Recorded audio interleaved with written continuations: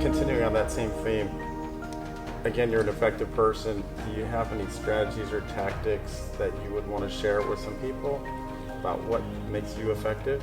Well, what makes me effective is I put in my mind that absolutely nothing is impossible. I never second guess myself. I never doubt myself. And I always want to plan. I plan my strategies though I'm doing a one note operation order. I make out a mind chart exactly what I want to accomplish. I put my goals down on paper because the mind is a slave to memory. And I have a little green book that I carry. I had this book ever since 1983. And I write all my goals down on paper. I write it down. And so once you write it down, you can start concentrating on it. And I make sure that each goal that I put myself to, that I write down, I accomplish it. Whether it's I never thought I'd be an actor. But when people say, no, you don't have what it takes, you don't have the look and so forth, I didn't take no for an answer. It's easy for a person to say, yeah, maybe I don't have it, but I never doubted myself. And then you always have to make context. You always got to invest in your craft or trade, whatever you want to do. The books that I read, everything that I surround myself from the books that I read, from the people that I meet, I'm always trying to make connections. I'm always trying to talk to people who are very successful. You learn from people who are successful, and you never want to burn bridges. I leave every door open. Don't hold any grudges, and you be respectful. But the thing is, never ever give up. And you got to put in your mind that failure is absolutely, positively not an option. And you just can't throw in the towel. And you're going to have those days where you got to just dig into the defense, catch your breath. But once you get yourself back together, you got to drive on forward, just like you drive into that range objective. Mm-hmm. But the thing is, just don't quit.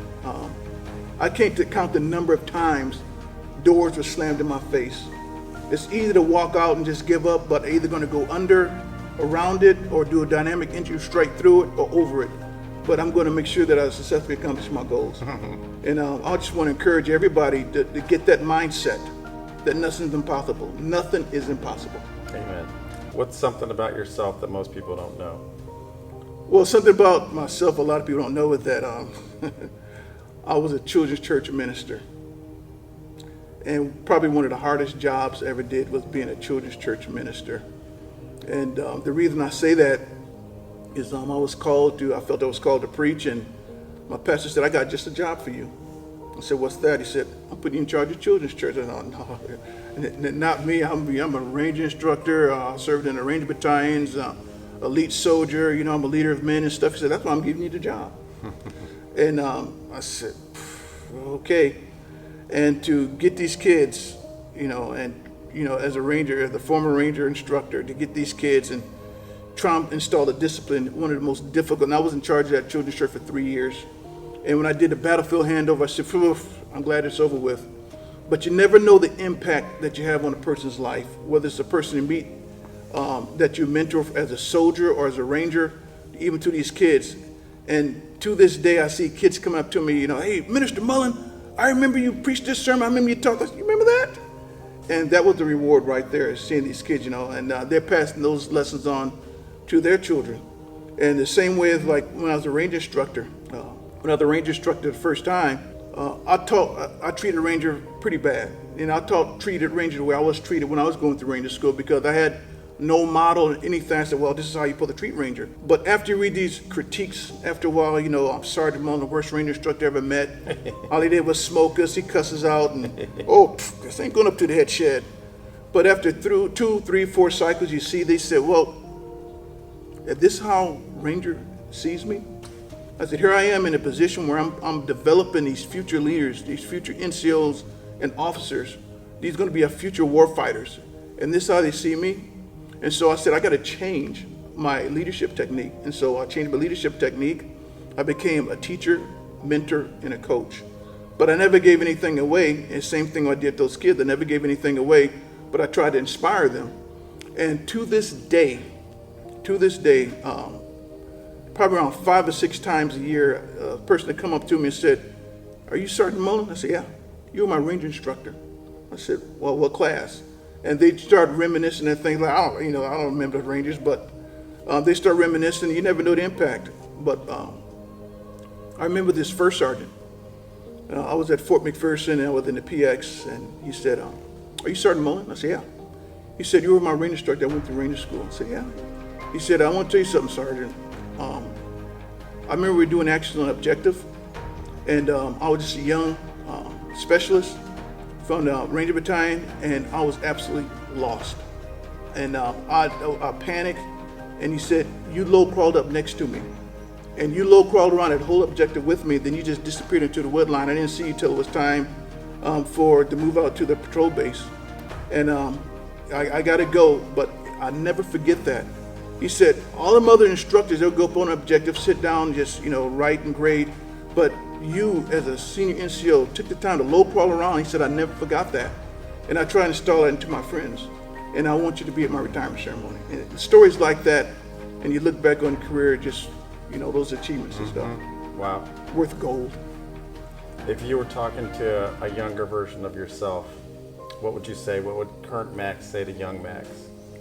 What I would say to the young Max is to take advantage of every opportunity, every door that opens, everybody that you meet, you learn something from, even from your enemies. Make friends, don't hold grudges, and to just live life to its fullest, because life is but a vapor. And life, you have this short span, this really short window of opportunity to make things happen. And you don't want to look back years from now and you said, man, if I would have done this, if I would have done that. And I would encourage that young Max to go even further than what I did today. What cause or undertaking would you like to talk about and share with our viewers today? Basically, there's two things. One is the Special Operation Warriors Foundation to support that. I had some really good friends who passed away, and the Special Operation Warrior Foundation was there to help their, the college scholarships for the kids, and also for people to get involved with our veterans. The veteran suicide is off the charts. To be involved, to talk to your battle buddy, your Ranger buddy, to get involved in the cause to help. We need to take care of our own as veterans, and to support the veteran-owned businesses. It's one team, one fight, regardless, Navy, Air Force, Marine. We got to support our fellow veterans. Just support these causes and stuff like that, because if we can't depend on ourselves, who are we going to depend on? I want to tell people, especially my fellow Ranger brothers, Special Operations brothers, is to enjoy life. Enjoy the suck times. Enjoy the good times, even those bad times, because I tell you, when you retire, you're gonna look back on those days, those fond memories of the people, the people you met, the friends that you bonded with. You're gonna have those memories forever. And one of the hardest things when I go back down to the Ranger Battalion, the Ranger Regiment, and I see these young Rangers, and I said, wow, the memories come flooding back. But it's a whole different generation of Rangers. These guys are like, little miniature Captain Americas, and opportunities that they had that we didn't have when we went through back in the 80s and 90s. But knowing that we were like the trendsetters for these young Rangers, those are the fond memories right there that I would always hold. Max, it's an honor. All right, brother. You're an inspiration. I appreciate it. Thank you. Thank you. Cool. Rangers lead the way. Rangers lead the way.